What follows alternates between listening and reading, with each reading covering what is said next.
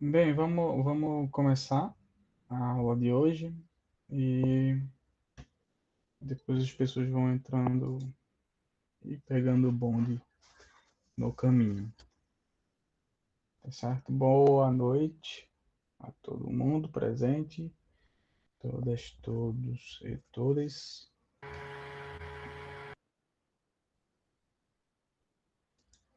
Alguém ia falar alguma coisa no áudio? Não, né?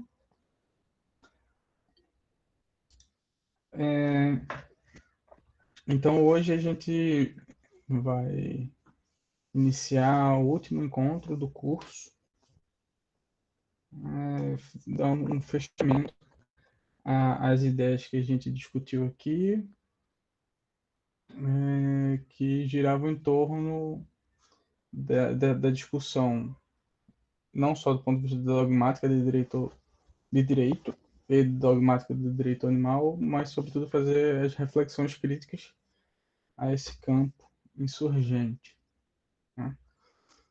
Então, nesse período, a gente falou bastante sobre como os animais são inseridos no contexto do direito, as repercussões discursivas dessas das formas de inserção. A gente discutiu um pouco sobre subjetividade jurídica e processos de subjetivação, de reconhecimento e de formatação dessa subjetividade em um arquétipo jurídico, e o quanto de reprodução ou não do humanismo existe nesse processo de realocação do animal no contexto do direito. A gente falou sobre alguns julgados do STF, a gente fez até uma análise sobre a ação, a análise do discurso da ação da vaquejada, né, da Dinda Vaquejada. A gente falou um pouco sobre as leis, Constituição, regime de competências, artigo 225 da Constituição, o que a gente pode detrair daquele articulado. E hoje eu vou finalizar com dando alguns toques em relação à chamada criminologia verde e mais especificamente sobre criminologia verde antiespecista. Então, hoje, deixando bem claro que hoje vai ter um pouco de retorno da discussão que a gente teve na aula 4, se não me falha a memória. Quando a gente falou um pouco sobre crimes chatos, a majoração da pena no projeto de lei. Então, um pouco dessa discussão pode retornar aqui, e faz muito sentido retornar aqui na aula de hoje. Primeira das coisas, para a gente compreender bem ou desmistificar a inserção dos animais no contexto jurídico e no contexto da dogmática penal, né? A exclusão dos animais, na verdade não a exclusão, mas a realocação dos animais como inscritos no regime de bens, das coisas, como propriedade, é relativamente recente do ponto de vista da história da humanidade e se contextualiza com a construção da modernidade enquanto projeto civilizacional.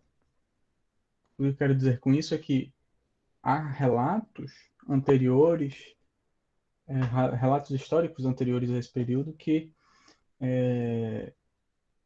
colocam os animais como sujeitos no contexto processual, inclusive, né? Seja como parte autora, ou seja como réu. Então, historicamente, e é um historicamente longo, né? Pelo menos é um relato de pelo menos nos 1000 anos, acho que entre 1000 entre 900 depois de Cristo a 1900, algo do tipo, há relatos desses casos de animais que foram a juízo, seja na condição de autor ou na condição de réu, e foram julgados inclusive na seara penal, no mundo do direito penal. Então, não é de todo incomum considerar que um animal apto a integrar uma relação jurídico-penal ou então uma relação processual, como a gente compreende hoje. Esse processo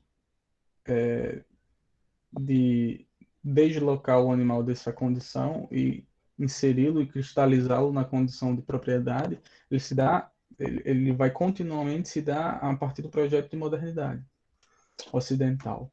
Então, para hoje, nós aqui em 2020, naturalizarmos a condição de propriedade do animal e isso ser um axioma, enquanto tal ser inquestionado, impassível de questionamento, tanto do ponto de vista jurídico ou extrajurídico, certo? Mas, ao longo da história, os demais animais habitaram o processo de direito. Tá, então essa é uma pontuação específica antes da gente começar. O segundo ponto que eu queria deixar bem sedimentado, cristalizado aqui, é a gente refletir ou propor uma reflexão sobre o que é o Estado e o papel do Estado dentro da repressão penal. Às vezes a gente trata o Estado como uma entidade monolítica, homogênea, como um conjunto coordenado, homogêneo de servidores, instituições, quando na verdade não é. O Estado é um espaço fragmentado e em disputa de forças políticas que disputam a definição do que é o Estado, do que é a violência legítima, da distribuição dos bens públicos, ok? Então o Estado ele se apresenta como uma arena de disputa. E ao considerar isso, a gente pode inferir que a visão que nós temos hoje, contemporânea de Estado, é uma visão específica dentro das possibilidades. Né? Não é a única visão universal e a priori de Estado, ou de regulação das sociabilidades. Então, o Estado, como é conformado hoje, ele está a serviço de uma força dominante, hegemônica, que o criou. Né? E aí, de novo, remetendo ao processo de construção da modernidade e de insurgência da burguesia enquanto segmento da sociedade que se tornou dominante e que é atualmente dominante.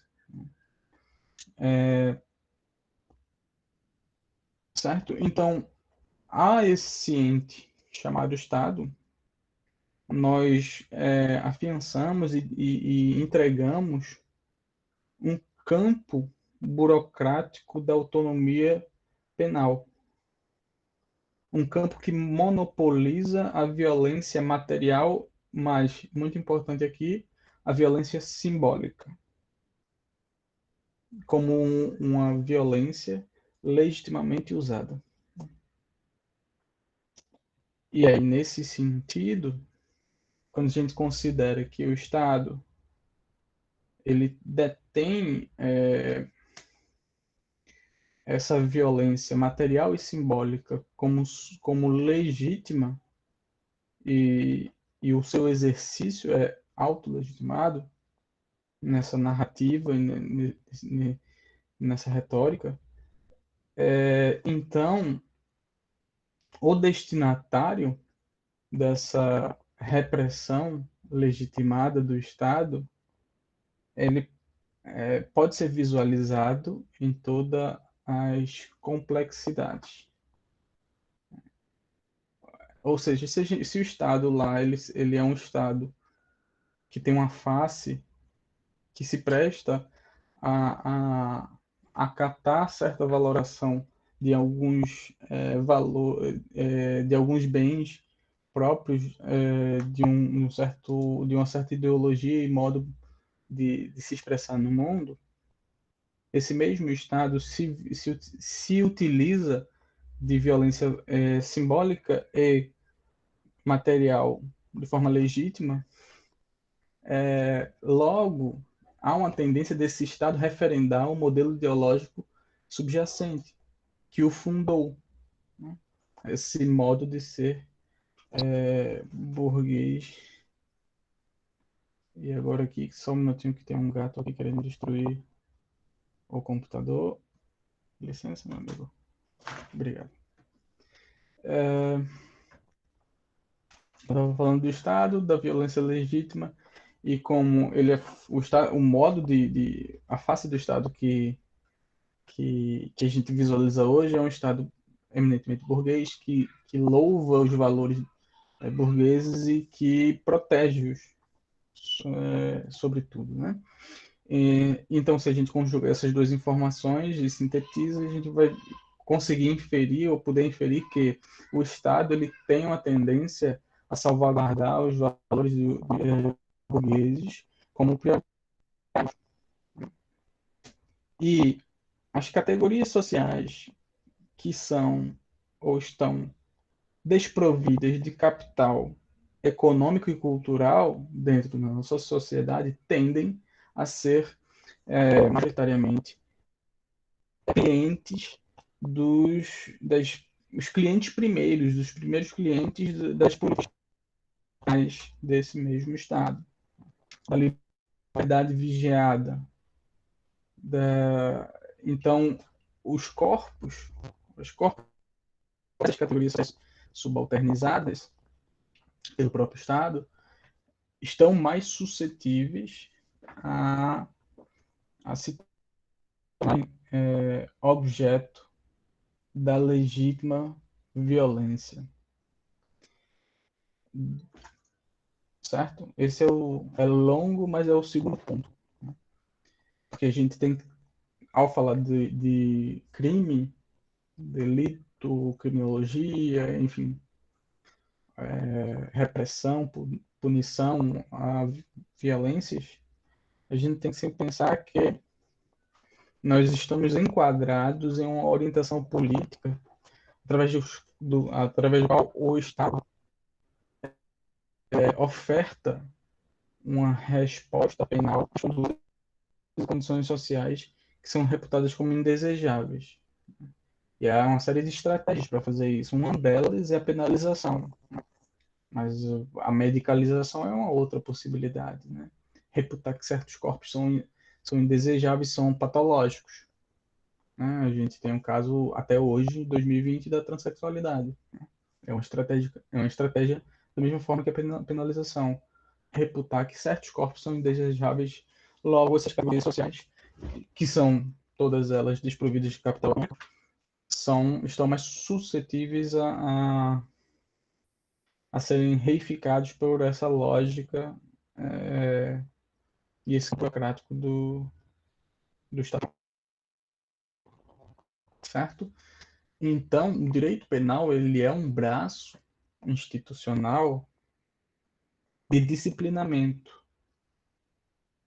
Mas esse disciplinamento ele geralmente está atrelado a uma lógica de disciplinamento econômico, no sentido em que há certos elementos que são centrais para esse Estado burguês proteger. Por isso que os delitos que protegem o patrimônio são tão ovacionados em sociedade. E por isso que o criminoso que comete crimes ou condutas criminosas que se relacionam com patrimônio são muito mais repreendidos socialmente, né? Haja vista aqueles programas sensacionalistas de geralmente enquanto você está almoçando, né? Porque nada melhor do que fazer jorrar sangue enquanto nós estamos na hora do almoço. Mas esse braço de disciplinamento, ele protege certas categorias econômicas ao disciplinar a corporalidade humana do precariado urbano, geralmente os segmentos sociais desprovidos de capital econômico. Isso é importante para a gente quando for pensar criminalidade que envolve abuso de animais, não ser inocente e partir de uma premissa de um Estado que não existe, daquele Estado ressocializador, daquele Estado que trata da relação jurídico-penal como um abstrato, que não vê pessoas, esse Estado vê pessoas. Né? Aquela metáfora da Temis da deusa Temis com a venda nos olhos, né? Talvez esteja muito mais no âmbito do DVC do que no VC. Então, essa lógica ela promove uma administração da pobreza, acaba por provocar uma administração, uma gestão da pobreza dentro do capitalismo, institucionalizando a insegurança social, porque há uma certa fatia da sociedade que é a mais suscetível a se tornar o, o sujeito ativo de um crime. Até aqui estamos bem? Bem, deixa eu ver aqui como é que está o chat que eu não falei e para aprofundar, a Luísa colocou aqui, para aprofundar a relação entre animais e Estado e como isso é formado a partir de algumas categorias como espécies invasoras, ver espécies invasoras e fronteiras nacionais. Uma reflexão sobre limites de Estado de Cimé Bevilacqua. Que bom que você mencionou Cimé Bevilacqua, porque eu sugiro a leitura de todos os artigos dela, que são bem interessantes mesmo.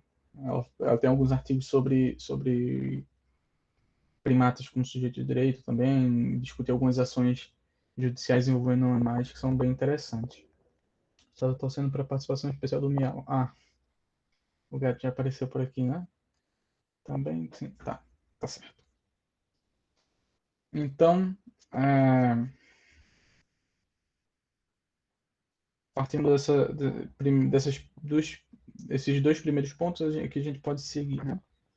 Lembrando sempre que polícia, tribunal e prisões são braços institucionais de disciplinamento que tendem a operar em desfavor ou violentando o precariado urbano, os segmentos vulneráveis da sociedade, os segmentos subalternizados da sociedade.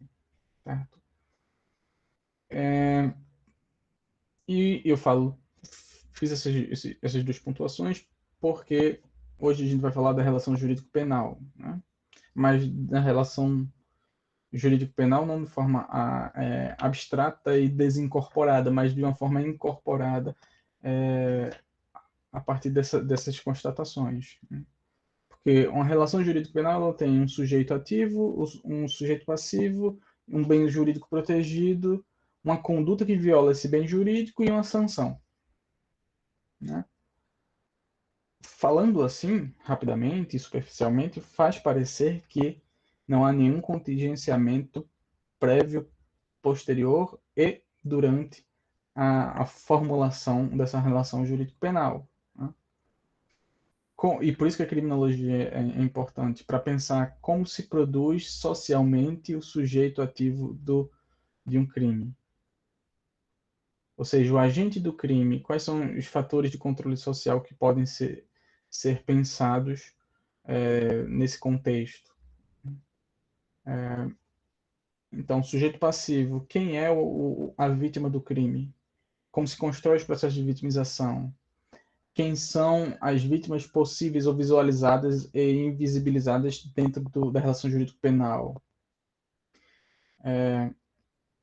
Você tem o fato delituoso, que é a violação do bem jurídico, uma conduta que viola o bem jurídico, e o controle que se dá por meio da sanção. Mas, e o bem jurídico? Como se define o que é bem jurídico do ponto de vista penal? O que é passível de ser tutelado, e tutelado, leia-se, protegido pelo direito penal, que é e deveria ser a chamada última ratio, a última razão do direito, o limite último do direito, porque é justamente o ramo do direito que lida diretamente com a violência institucionalizada, violência essa material e simbólica contra os corpos dos indivíduos. E aí leia-se restrição de liberdade, constrição da liberdade, ou então até mesmo, em alguns casos, pena de morte. Né? Então, se o direito penal deve ser tratado, de fato, como última razão do direito, então a gente tem que pensar no processo de construção legislativa do delito e do reconhecimento do bem jurídico a ser protegido. Tem uma filósofa francesa chamada Simone Goya Fabre, que ela fala que a partir do momento que tudo se torna direito, nada é direito. Né? Quando ela faz uma crítica à inflação legislativa. A ideia utópica de que quanto mais a gente criar leis e mais repressão a gente criar, mais a gente soluciona os problemas sociais. Quando, na verdade, essa inflação legislativa diz pouco sobre a capacidade operativa de solucionar problemas sociais. Né? Diz mais sobre a necessidade atávica de reprimir e violentar o outro, que nossa sociedade nutre. Essa ânsia punitivista. Certo?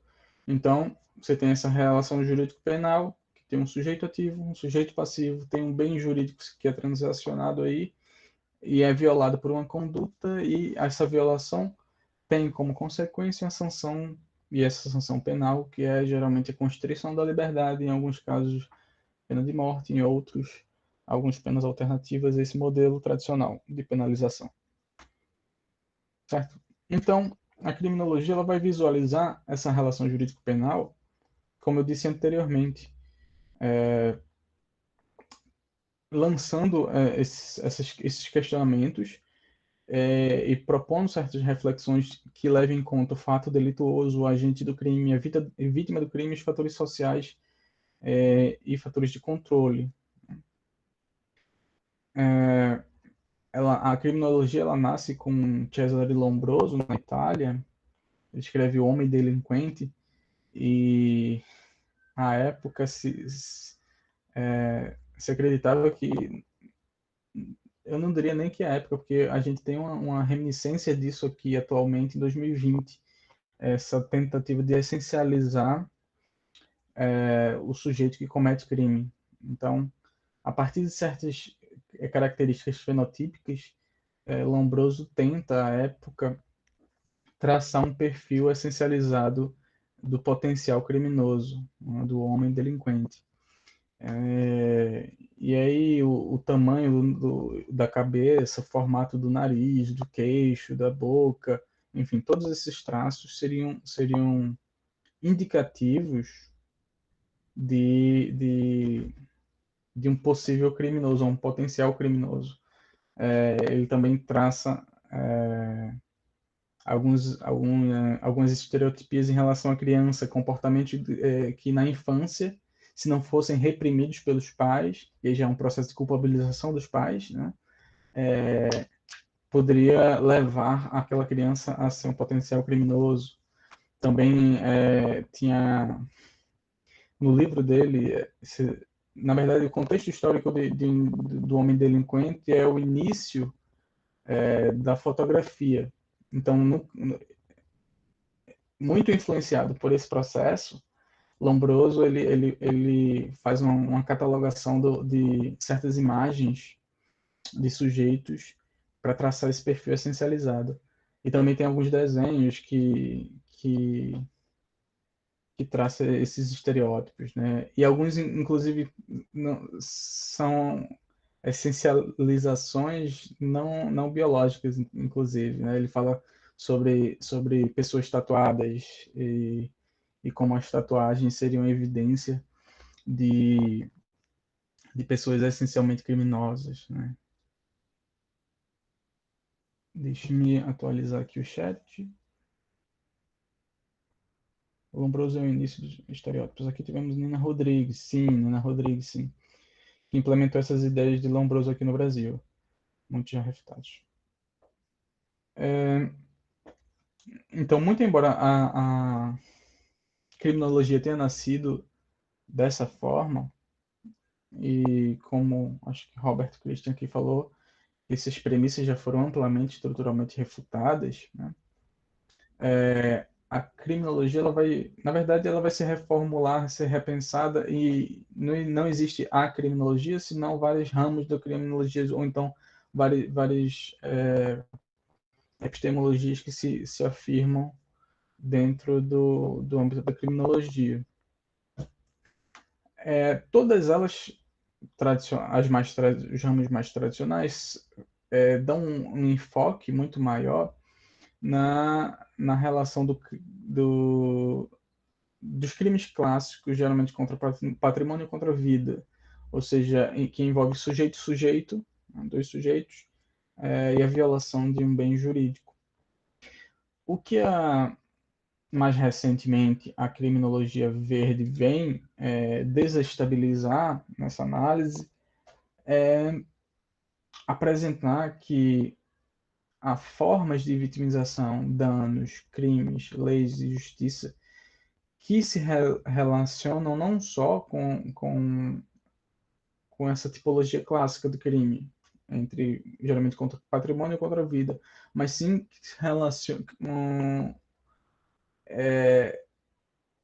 essas formas de vitimização, dano, crime, lei e justiça se relacionam com, ou podem se relacionar e serem resultados de danos ao meio ambiente natural. E aí, nesse sentido, Michael Lynch, nos Estados Unidos, é um dos principais autores referente à criminologia verde. A análise dos crimes ou danos ambientais trazem à tona a reflexão sobre um outro tipo de vítima, um outro tipo de dano, um outro tipo de crime, um outro tipo de criminoso, outros fatores sociais associados que impulsionam o cometimento do crime ou não, né? E aí, nesse sentido, pensar na criminologia verde é pensar nas tipologias de vítima. Então, a vítima de um crime passa não pode, nesse sentido, passa a ser não só um humano, a possível vítima, mas também haveria a possibilidade de se pensar na construção de vítimas não humanas e vítimas ecológicas ao crime, né? Então, um certo dano ou crime que viola o meio ambiente natural, ele pode afetar, inclusive, essas três instâncias, né? Pode ter uma vítima humana, pode ter vítima não humana e pode ter vítima ecológica. Na verdade, os grandes danos ambientais, como a gente pode perceber, ou se a gente lembrar de Brumadinho, são danos ambientais que envolvem a tipologia, essas três tipologias, envolvem de forma muito estruturada essas três tipologias de vítimas. E se a gente pensa naquela premissa multiespécie, das relações multiespécies, o dano ambiental é sempre uma ofensa à comunidade multiespécie. E ela viola, nesse sentido, humanos e não humanos e suas relações intrincadas entre espécies e intraespécies, ok? E isso a criminologia verde vai evidenciar, né? E vai fugir um pouco dessa forma tradicional de se pensar o crime como ele emerge, né? Da mesma forma, a lógica da criminologia verde vai visualizar o dano também de forma mais ampliada. Porque quando a gente pensa na relação jurídico penal, um sujeito que comete um ato criminoso, a vítima, um bem jurídico e a conduta que vai ser sancionada pela lei penal. E essa conduta viola o bem jurídico. Então vamos pegar um crime de roubo. Alguém rouba o meu celular. Então eu sou vítima, o outro que mediante violência subtrai meu celular é o agente do crime. O bem jurídico tutelado protegido é no caso, nesse exemplo, é o meu celular. E a sanção é a sanção disposta por essa violação do bem jurídico, é a sanção do Código Penal. Então, o que há aí é um dano direto, a subtração do meu celular. Mas quando a gente fala de danos ambientais, de crimes ambientais, há duas tipologias de dano. Há um dano direto, mas também há danos indiretos, né, reflexivos. Quando eu penso, voltando para o exemplo do roubo, o dano direto eu vítima do crime, vou experienciar de forma direta. Né? A subtração, eu não tenho mais um celular para chamar de meu. Né? Uma propriedade, minha propriedade foi violada. E de forma indireta, a gente não tem um dano apreciável, então valorável do ponto de vista penal. Mas quando a gente pensa no dano ambiental, então a gente amplia a noção de dano para também danos reflexos que são indiretos e aí conjugando com aquela noção de vítimas, são danos indiretos que podem atingir também vítimas ecológicas, não humanas e humanas. Note que tudo que eu estou falando aqui é a avaliação crítica daquela relação jurídica dogmática do direito penal. Sujeito, agente, vítima, bem jurídico, conduta e sanção. Certo? Então, falar de criminologia é falar de fatores sociais que potencializam o crime ou dano do crime ou não, tá bem? Aqui eu não me importo, não estou sugerindo, por exemplo, que num crime ambiental, eventualmente você tem um sujeito, o agente do crime animal, um cachorro que foi coautor do dano ambiental. Não é isso que eu estou falando. Eu estou fazendo uma reflexão, análise crítica da dogmática existente. Né? Deixa eu ver o chat. Ok. E aí, existe um ramo, a criminologia verde é bem recente, é uma construção teórica dos últimos 20 anos e está muito alinhada, muito linkada com a discussão ambiental e também a crítica aos danos ambientais. E mais recente ainda do que esse desenvolvimento da criminologia verde é partir para a análise dentro desse contexto ainda do dano ambiental de uma criminologia voltada aos animais, especificamente aos animais. Então seria uma criminologia antiespecista, né, que utiliza como unidade de análise o abuso animal, animal abuse. Então, claro que não só se restringe à análise dos crimes de maus tratos, né? Porque maus tratos é o delito que ficou mais, digamos, famoso, mas há uma série de danos ambientais, de crimes ambientais, que envolvem de forma direta, e aí notem novamente, dano direto e indireto, e vítima humano, não humano, ecológico. Então, há uma série de crimes e danos ambientais que envolvem direto ou indiretamente os animais. E se a gente pensa de novo sobre aquele parâmetro multiespécie, todo e qualquer vivente está linkado nas relações que ele estabelece.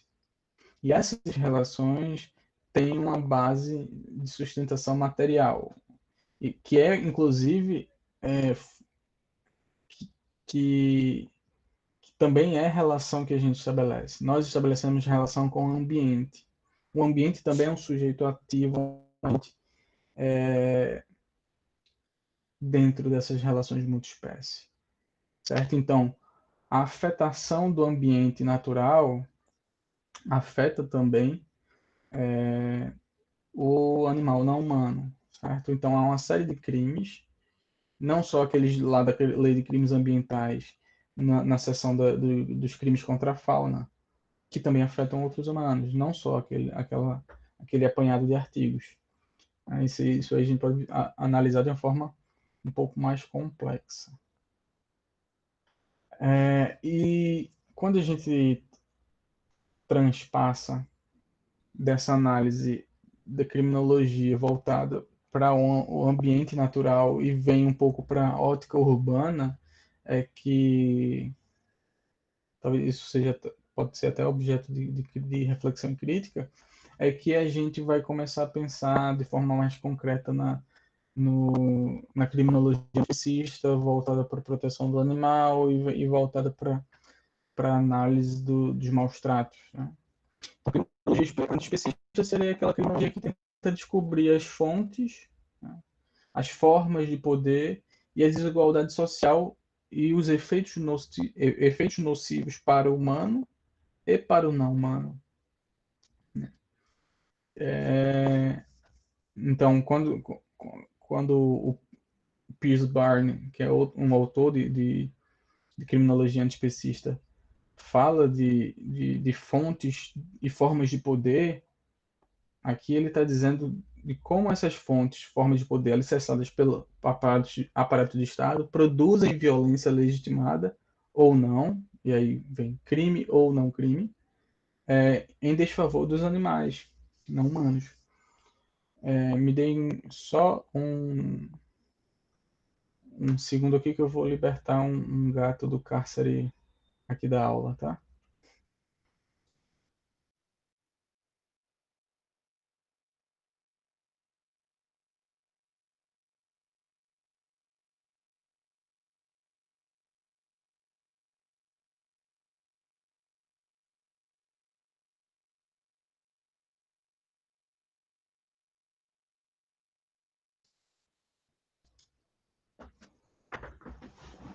Pronto. David tá devidamente liberto, já pode ir. Então, eu estava falando de criminologia antiespecista e das fontes e formas de poder, e de como elas, alicerçadas pela lógica do Estado, podem produzir tanto violência legitimada em desfavor dos animais, mas também violência refutada, digamos assim, pelo próprio Estado no molde de crime, no modelo de crime. Com isso, eu quero dizer o quê? Que há certos abusos em desfavor dos animais que são considerados crimes, mas há também outros abusos que não são considerados crimes que são naturalizados como não violência, tá? A gente, mais para frente eu chego nisso. Deixa eu só escrever aqui para quem tiver interesse. O autor que eu acabei de mencionar sobre criminologia antiespecista, que é Pierce. Tá. Vocês podem achar os livros dele lá no link do Google Drive, tá bem? Tem alguns artigos e os livros dele. A maioria das obras de criminologia verde e criminologia antiespecista são em inglês, não tem tradução ainda, tá? Assim como a maior parte da literatura que envolve direito animal, né? Então, esse autor ele vai falar que os animais não humanos eles emergem nessa relação jurídico-penal pelo menos de quatro formas. Seria o animal considerado como agente do crime, o animal sendo considerado como coautor de crime,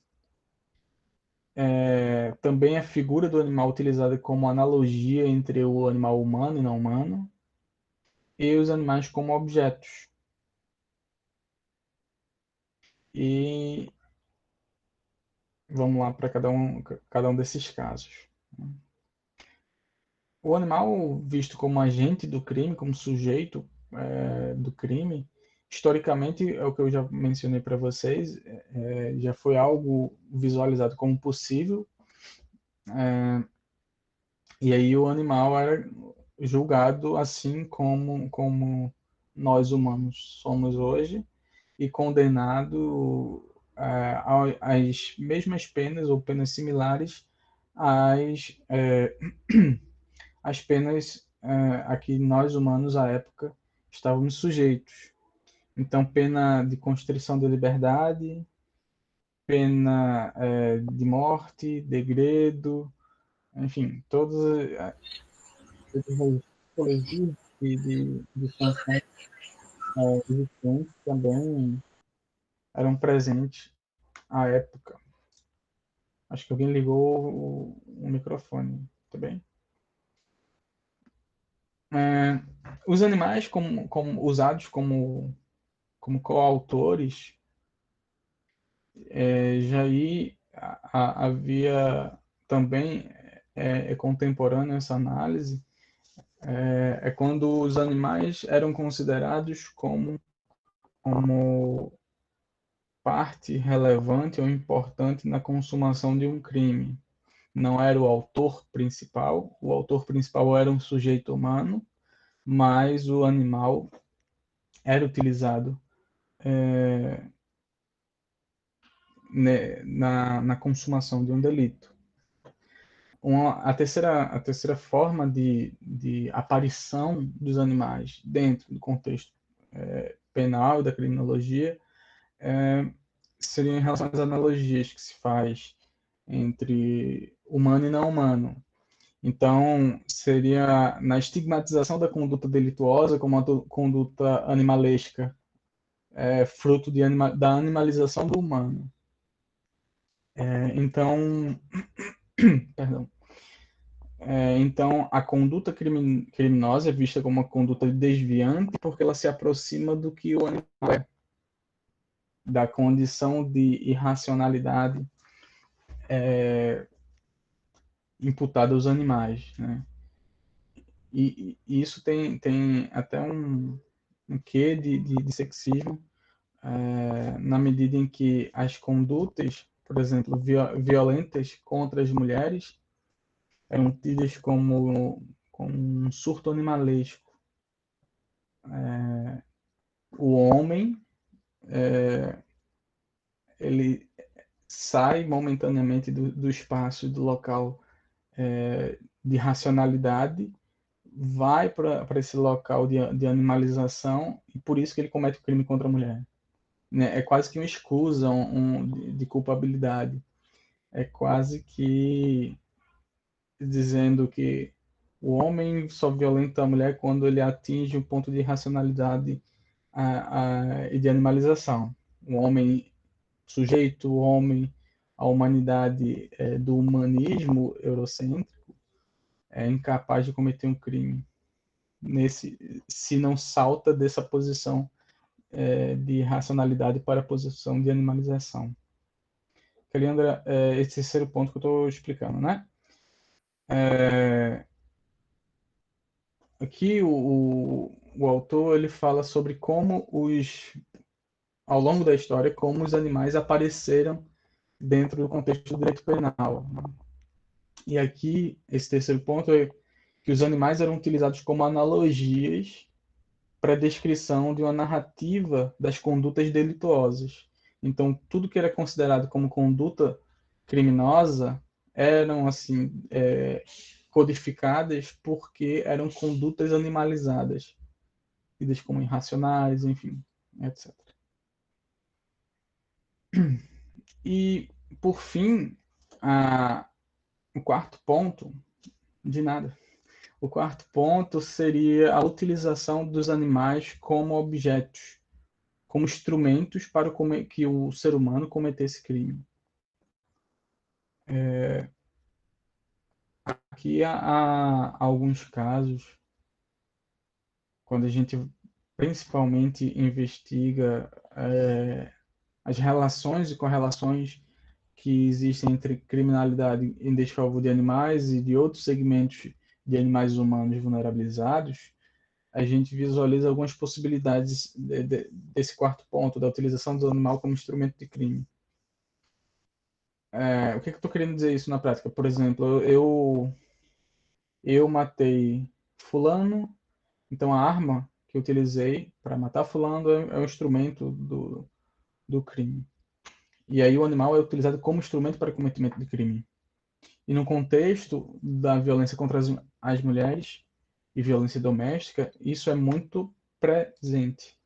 Há relatos de que companheiros homens utilizam os animais como seja para violentar psicologicamente a mulher, como também para violentar fisicamente a mulher. Então, o animal ele é utilizado como o instrumento do crime.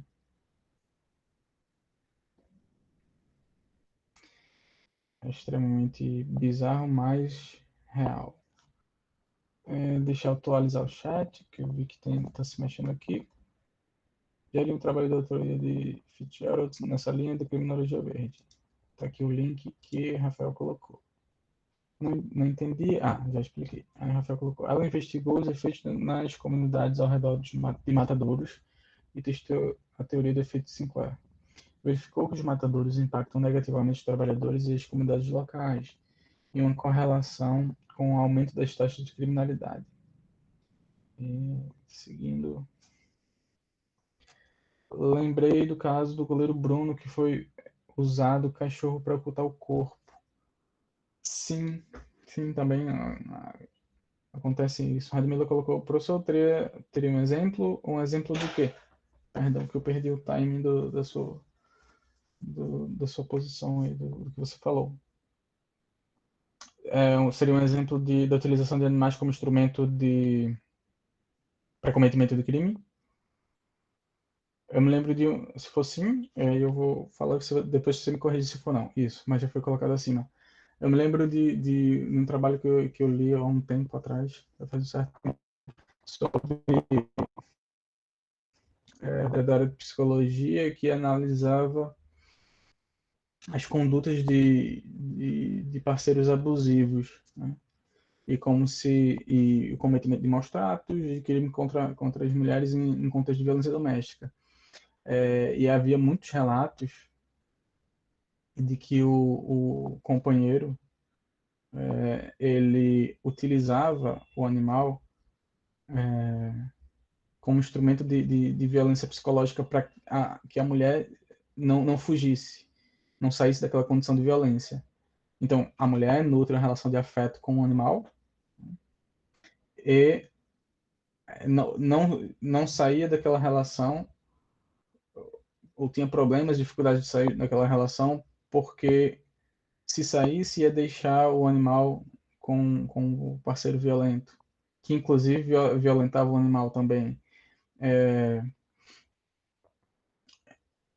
A ameaça do companheiro de matar o animal, ou então, enfim, se livrar do animal, sabendo esse companheiro que a companheira nutre relação de afeto e de proximidade emocional com os animais, né?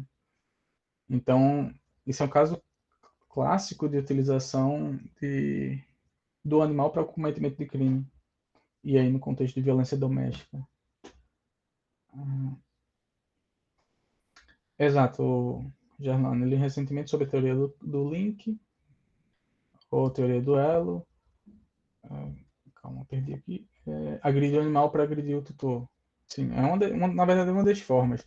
Quando a gente fala, costuma se falar no Brasil sobre teoria do link, no sentido de que, é, até de forma reducionista, de que uma pessoa que comete crime com os animais está suscetível a cometer crime com humanos, ou então uma pessoa que cometeu crime com humanos, geralmente ela aprendeu a cometer com os animais, enfim, então tem um nexo, aí nas violências contra humanos e não humanos.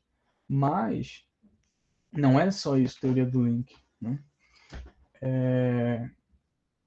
Teoria do link é mais que isso, né? Ela visualiza outras possibilidades, inclusive de violências contemporâneas entre humanos e não humanos dentro, principalmente acontece muito no contexto de violência doméstica, e é que crianças, idosos e mulheres são os principais focos desse entrelaçamento com a violência em desfavor dos animais, né?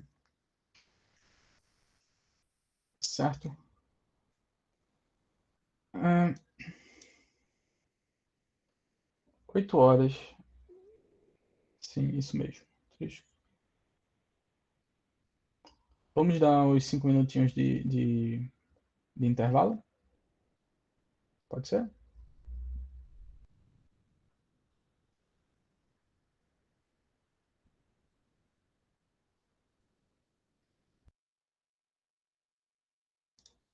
Então tá.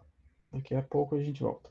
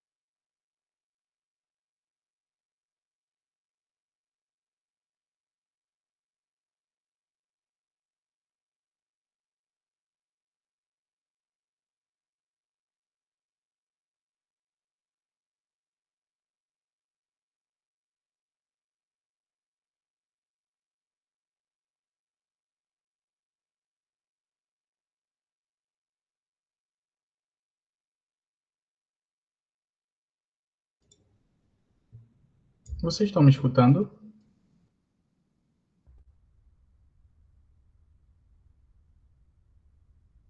Tá. Tem um probleminha aqui no áudio, mas pelo visto então ele tá alto e não tá cortando?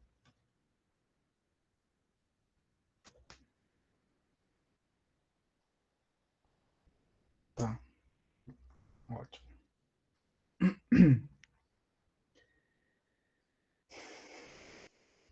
Então, vamos lá. A gente estava falando de criminologia antiespecista e das posições que os animais preencheram ao longo das narrativas penais dos últimos séculos. Uma coisa que eu falei e que agora eu quero retomar é que, da mesma forma como eu falei lá na criminologia verde, que a gente tem uma ampliação do dano, né? Aqui eu não visualizo tão somente o crime dogmaticamente posto, o crime do artigo tal, mas sim o dano de uma forma mais ampla, como algum tipo de violência contrária ao que há estabelecido por lei e pela ordem normativa. Aqui na criminologia antiespecista, a gente vai pensar também que há certas condutas danosas que são danosas, materialmente danosas, em desfavor dos animais e que não necessariamente são considerados dogmaticamente como crime, como delito, tipificados numa determinada lei, mas não deixam de ser condutas abusivas em desfavor dos animais, certo? Ou seja, o dano, digamos assim, fazendo paralelismo com o dano ambiental, o dano ao animal também é mais amplo do que tão somente aquela conduta específica ou aquele fragmento de conduta tipificado como delito, como crime, certo?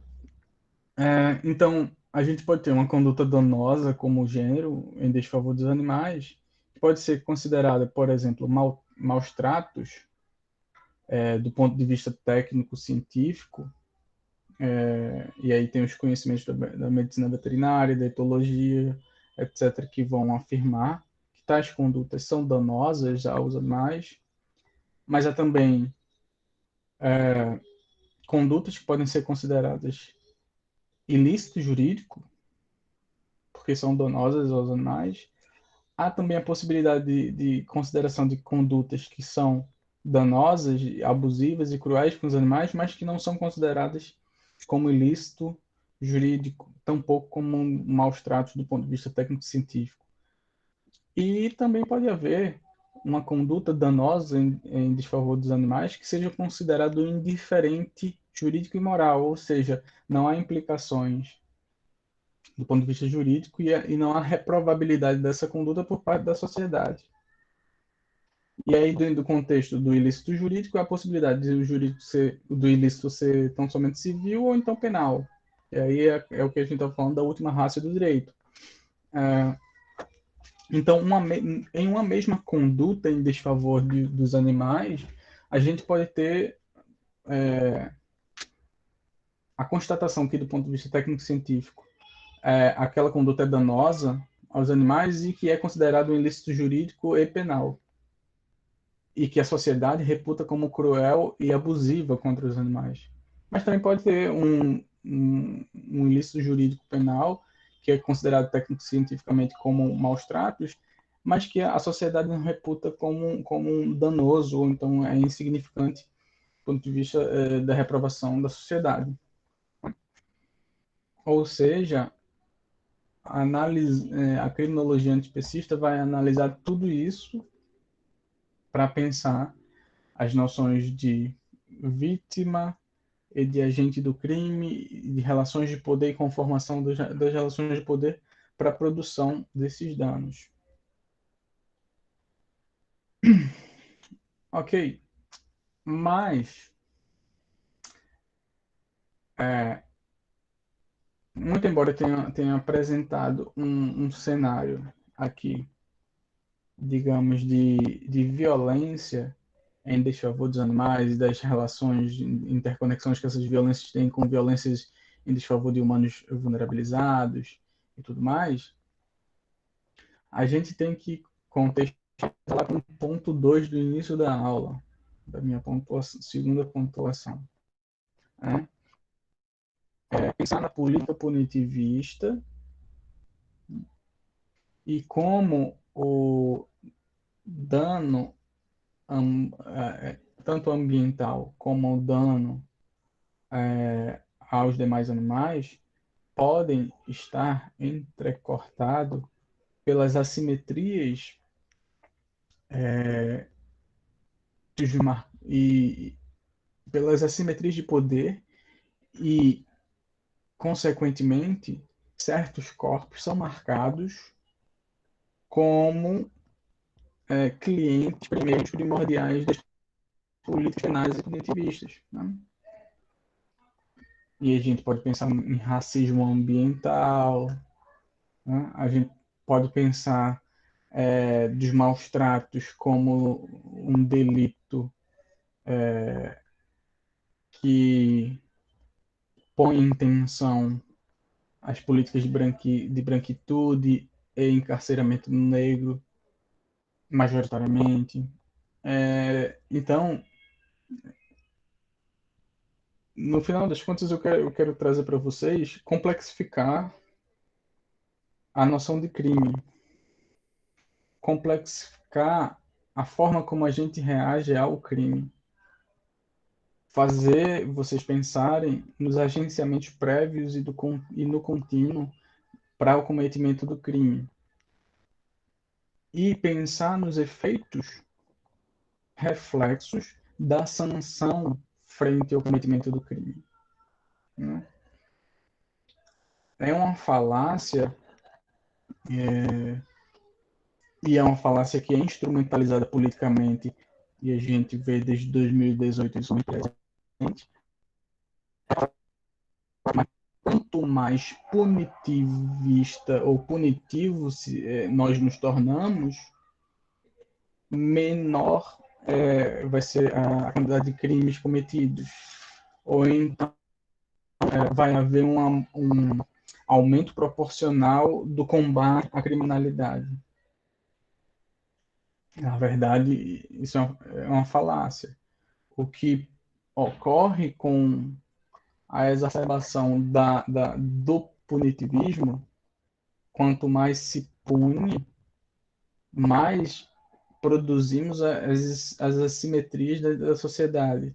Ou seja, aquela clientela do punitivismo estatal, como é o substrato social que mais sofre com a penalização, vai ser, consequentemente, se a gente torna mais punitivo, cada vez mais punitivo, nós nos tornamos, essa população torna-se cada vez mais vulnerável à violência simbólica e material do Estado. Com isso, eu estou querendo dizer que a gente tem que ter muita responsabilidade quando a gente fala em libertação animal, quando a gente fala em direito animal e políticas de punitivismo e encarceramento. A gente tem que pensar quais são as respostas adequadas ao cometimento do crime ou à produção do crime.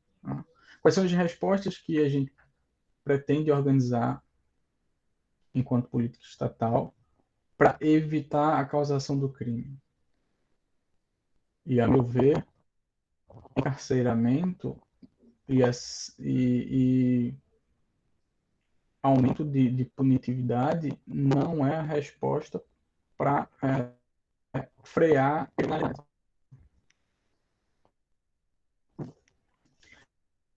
Eu sei que é a resposta mais imediatista, politiqueira, que existe. Né? Eu sei que ela infla uma certa demanda da sociedade contemporânea de mais violência legitimada pelo Estado. Eu sei que principalmente nos últimos anos, nos últimos 5 anos, ou até um pouco mais do que isso, essa narrativa do encarceramento, do cárcere, se produz de forma mais acentuada e acentua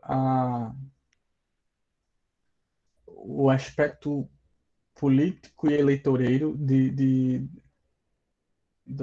das políticas públicas voltadas para o enfrentamento da criminalidade. E aí a gente pode pensar, por exemplo, na frase de efeito ou de defeito que afirma que direitos humanos para os humanos direitos.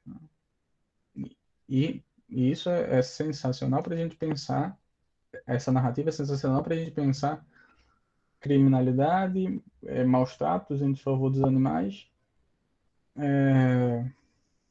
e política de encarceramento. Né? Quem são os humanos direitos para ter direitos humanos?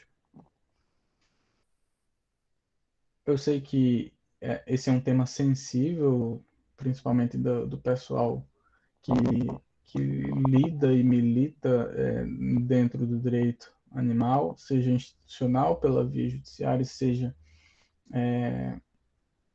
em movimentos sociais de proteção animal, mas a gente tem que ter muito cuidado e se politizar e se conscientizar dos efeitos, quais são os efeitos políticos do que a gente afirma e pensa, e como a gente está sendo conduzido a pensar. Né?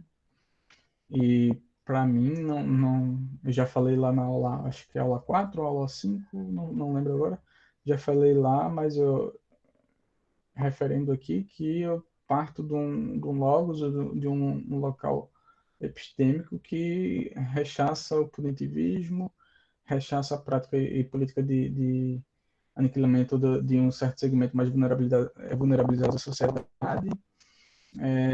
Eu acho que essa política de encarceramento, de excesso ou majoração de penas, enfim, é só mais uma tecnologia, uma estratégia estatal de manutenção de sujeitos desejáveis e condutas desejáveis dentro do âmbito do capitalismo, livres e encarceramento de pessoas que cometeram condutas indesejáveis e que têm corpos indesejáveis ao capitalismo. Então, muito cuidado para não cair nas comuns desse discurso raso de direito animal. Eu sei que aqui eu posso não está sendo, digamos, amplamente compreendido, então até muitos de vocês podem discordar de mim, podem me achar anti-direito animal, ou então contra o animal, ou, enfim, ou a favor de abuso animal. É legítimo que pensem, ou que quiserem pensar, mas é o preço que se paga por pensar além da superfície. Né? Eu ainda não perguntei hoje, mas alguém tem alguma dúvida, pergunta, apontamento, crítica às minhas críticas? Também é uma possibilidade, não tem problema nenhum.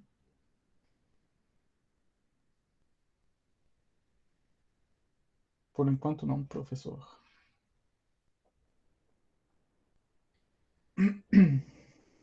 Mais alguém? Qual seria a solução?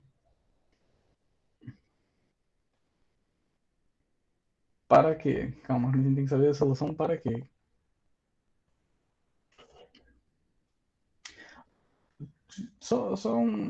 Antes de responder, Agatha, só uma coisa que eu lembrei dessa formação desse estado encarcerador. Ele geralmente ele anda em conjunto, abraçadinho, junto e irmanado com um modelo de Estado desregulamentador na economia.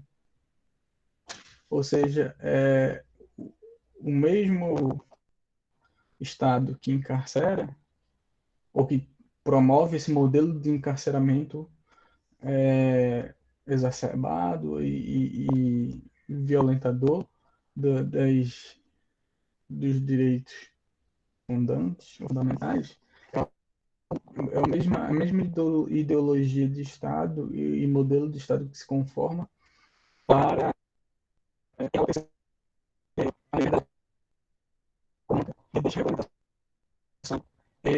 O, de forma seletiva a retirada do Estado em certos setores estratégicos sociais,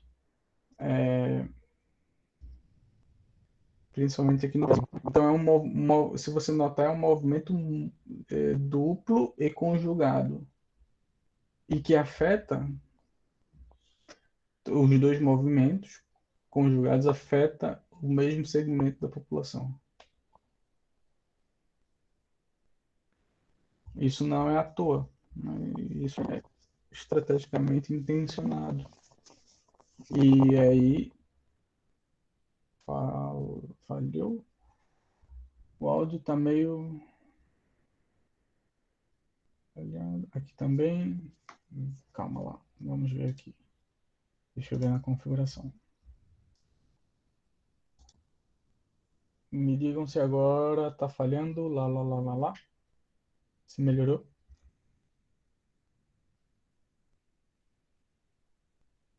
Tá, não tá falhando. Melhorou? Tá. Para ser a última aula, tinha que ter ainda essa questão com áudio, o Google Meet, e aqui é configuração, né? Depois a gente vai ter saudade disso. Ah, que saudade quando o áudio ficava cortando.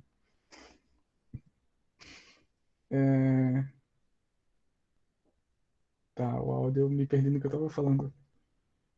Ah, dos movimentos, do movimento duplo de encarceramento, uma política de inflação carcerária, é, é, o me- é conjugado, é o mesmo modelo de Estado que promove a desregulamentação. Ou seja, é um modelo de Estado que precariza a vida, que precariza a existência de humanos subalternizados.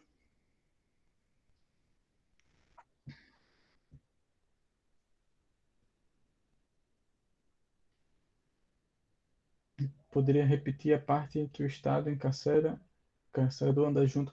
Eu acho que foi isso que eu falei agora, que eu repeti, que o modelo ideológico de Estado, né, ele que promove essa ótica do encarceramento é o mesmo modelo de Estado ou ideologia de Estado que promove uma abstenção do governo em certas políticas públicas sociais.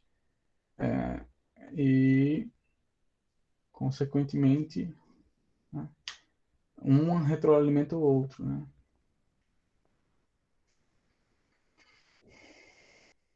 Eu entendo que aqui no Brasil há um maior encarceramento de um segmento da população, geralmente negros e periféricos, mas ainda assim o cometimento de crime deve ser punido, uma vez de outra forma.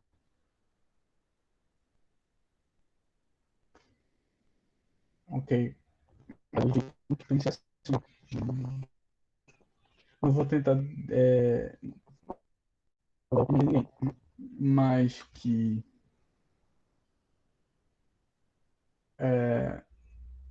a punição ao cometimento de um crime, ele não soluciona absolutamente nada, certo? Nem mesmo o crime cometido. Então, por exemplo, se alguém tira a minha vida, colocar essa pessoa na prisão não vai solucionar a minha não vida, não vai me trazer de volta. Né? Ah, então, a restituição da violência com outra violência não dá um jogo de soma zero. Né? Então, é mais ou menos nesse sentido.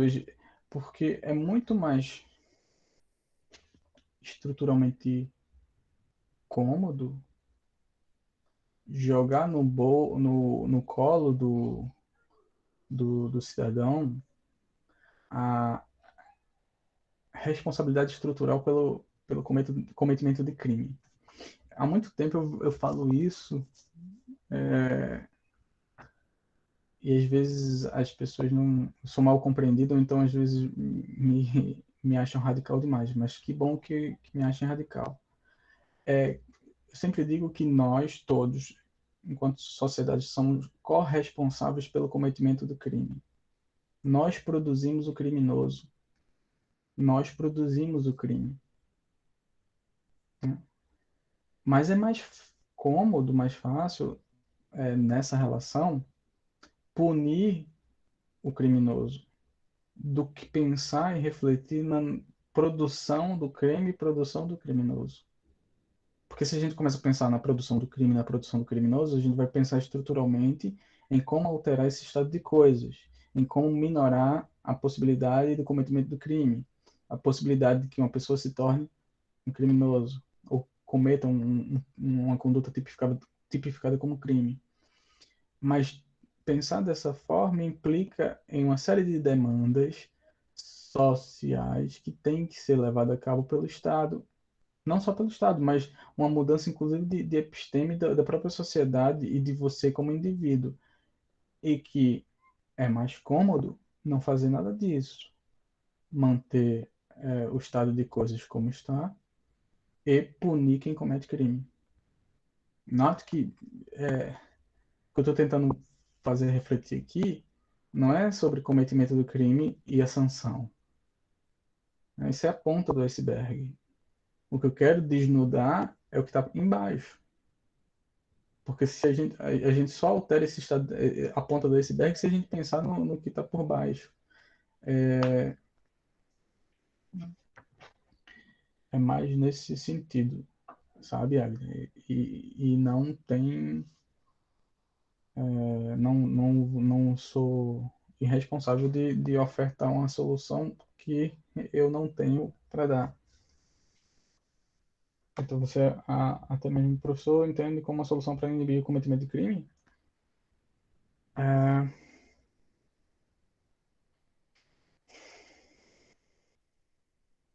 quando eu digo que nós somos, nós enquanto sociedade, enquanto pessoas, enquanto indivíduos também, somos coprodutores do crime,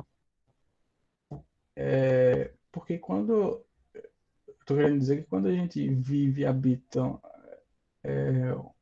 uma sociabilidade e um mundo no qual a assimetria é uma lógica de convivência, né? Eu digo que eu estou ok com uma série de microviolências que são perpetuadas cotidianamente. Né? Eu digo que está ok, sei lá, eu pagar R$ 500 em um tênis que é produzido por uma pessoa que não ganha sequer um salário mínimo e que nunca vai ter acesso a comprar esse tênis. E aí, quando ela furta esse tênis, ela é automaticamente essencializada como criminosa. E quando eu falo essencializada como criminosa é porque essa pessoa vai ser considerada criminosa do início ao fim da vida, porque a peste já foi colocada nela. Ela já foi marcada a ferro como criminosa, na pele negra dela. Né? Então, a pensar as possibilidades de solução é pensar a partir dessa assimetria. O mundo, tal qual é colocado, imposto a gente, ele tem algo de muito errado na perpetuação dessas assimetrias. Nós podemos pensar em um mundo alternativo de sociabilidade que não se estruture a partir da simetria, em que a mesma pessoa que produz o tênis é que consome o tênis. Nesse exemplo, esse é um exemplo simplista, só para criar um cenário imagético para o que eu estou falando, mas claro que os problemas são muito mais estruturais do que isso.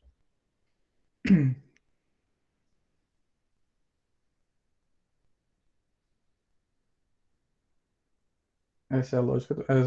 A sua resposta talvez seja melhor para a sua própria pergunta. Essa é a lógica do capitalismo. Por isso que eu digo que nós produzimos o crime e o criminoso, e depois nós achamos ruim, né? A gente tem que ter também a responsabilidade de assumir os custos sociais de querer um modelo de vida assim, né? E é isso vale para o humano e para o não humano, né? O capitalismo também produz microviolências cotidianas com os demais animais. Se a gente pensa, só para fechar aqui a ideia de hoje, se a gente pensa na quantidade de condutas abusivas aos animais que são consideradas indiferentes jurídicos e morais, né, a gente vai notar que a violência é a estrutura e o pano de fundo das relações que nós estabelecemos com os demais animais.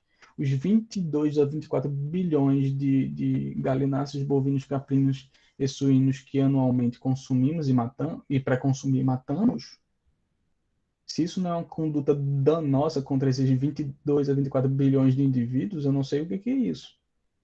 Na verdade, eu não sei mais nada o que é, né?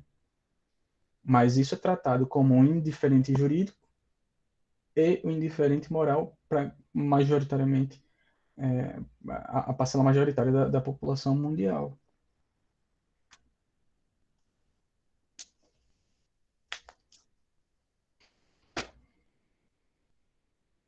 Certo? Com isso, nós finalizamos a quinta edição do curso de Direito Animal e a primeira online. Não é isso? Foi um, foi um grande prazer compartilhar com vocês essas últimas semanas, apesar de ter iniciado um pouco de forma um pouco turbulenta, principalmente no grupo do WhatsApp, né? Mas eu acho que foi uma lição para aprender, inclusive para, enquanto professor, também aprender.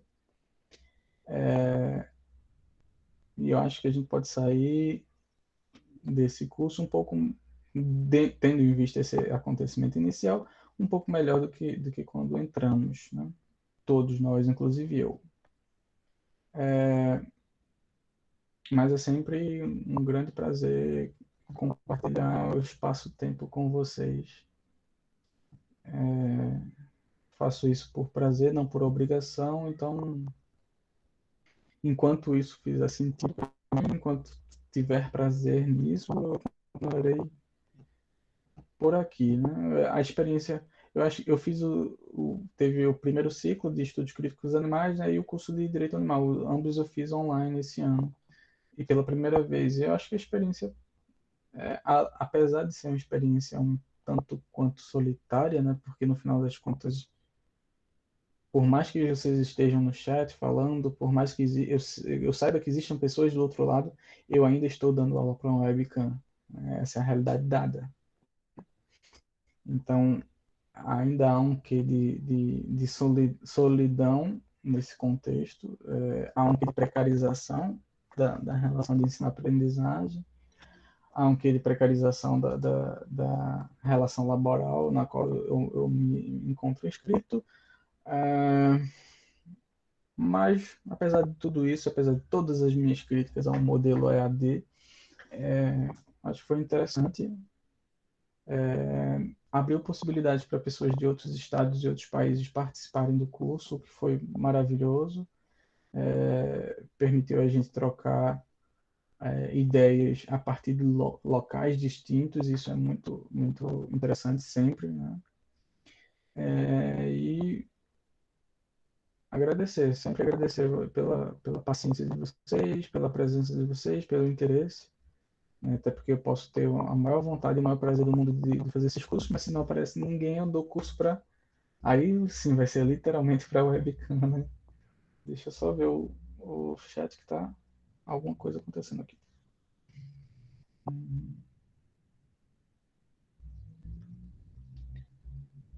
Mas preparar uma pena ter acabado, aprendi muito com essas aulas. As próximas lições seguirão no formato online depois da pandemia. Pronto, o Vanessa perguntou uma coisa aqui interessante. Que eu ainda não tenho uma resposta pronta para isso, ainda vou pensar um pouquinho. Ela pergunta se as próximas edições seguirão no formato online depois da pandemia. Então, talvez, como eu já disse, eu acho que em outras aulas eu gosto muito de me relacionar com gente, né? De viver num mundo de gente, com cheiro de gente e com feição de gente. Eu gosto de sala de aula, do presencial, da discussão, enfim, de estar perto de vocês. Mas eu também vejo que esse modelo online tem coisas muito positivas, né? E há, há uma troca interessante. O que eu pensei, Vanessa, é que talvez depois da pandemia, acho que ainda durante essa pandemia, eu acho que ainda vou fazer alguns mini cursos, alguma coisa do tipo.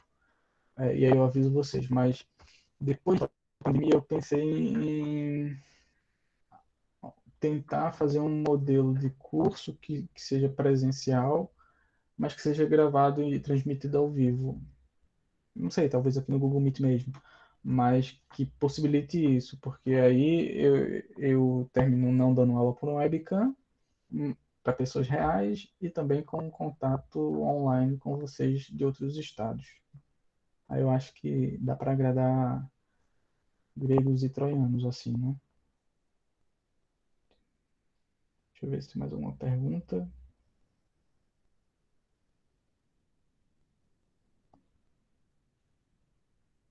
A Águida pedindo para continuar o curso online, tá? Já anotado aqui, a Águida. Obrigado, Carla. A Nelly aqui também já. Acho que está na segunda ou terceira edição do curso, né? Que está acompanhando.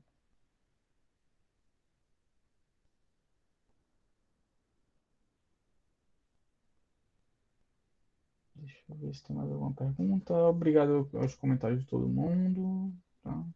Não vou ficar comentando aqui em voz alta, porque fica parecendo meio soberba, meio. Né? Mas obrigado pelas palavras. Sinceramente, obrigado, sabe? Online também. Hum,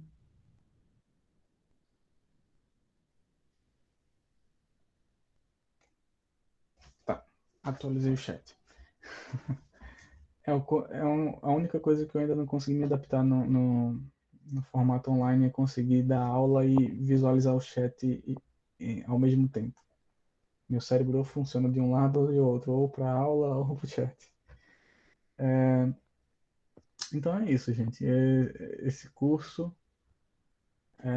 é o que eu tenho a oferecer para vocês, da forma que eu. É muito mais a expressão do que eu penso e do que eu sou, né? Infelizmente eu não consigo eu não consigo pensar direito animal, estudos animais, etc., sem me inscrever nisso, sem escrever minha corporalidade, minha forma de pensar o mundo. Às vezes que eu tentei fazer isso, eu soei vazio, porque é vazio, né? Eu me desincorporo de mim mesmo, então para mim não faz muito sentido.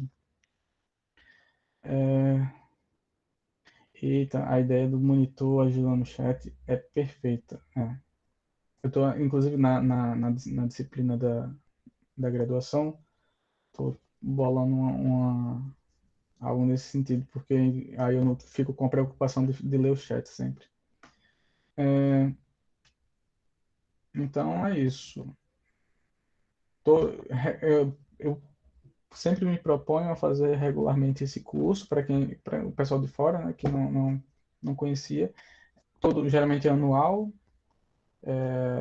Eu estou na quinta edição desse curso. Tal, eu não sei porque já estamos agora iniciando outubro, né? Eu não sei se vai ter se daria para fazer uma sexta edição ainda esse ano do curso de Direito Animal, mas certamente no início do ano que vem eu posso pensar nisso. Eu estou pensando agora em fazer mais ações pontuais. E, uma coisa que eu venho pensando muito nos últimos meses de, da fundamentação anarquista, marxista e socialista do direito animal, então da ética animal, que é que é algo que é basicamente subtraído do contexto, né? Como se não existisse autores, pensadores nos últimos 300 anos que pensaram essas coisas sobre uma ótica não utilitarista, né?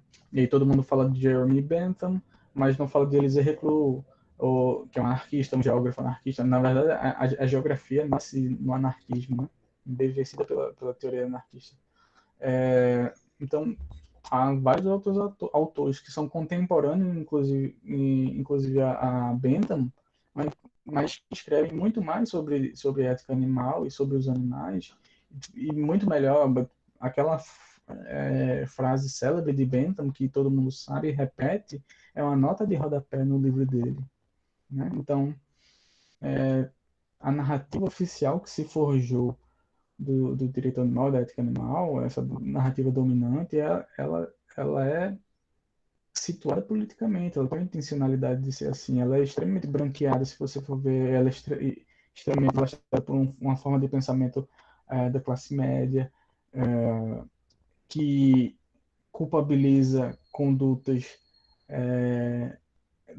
de populações vulnerabilizadas, condutas essas que são desfavoráveis ao animal e replicam atitudes ou condutas dentro do seu segmento que são desfavoráveis aos animais, né? Então, porque são condutas elitistas, logo são aprovadas socialmente. É, e, e todo os movimentos plurais que são construídos há alguns séculos atrás e que se perpetuam inclusive hoje, né, são tidos como inexistentes. Então,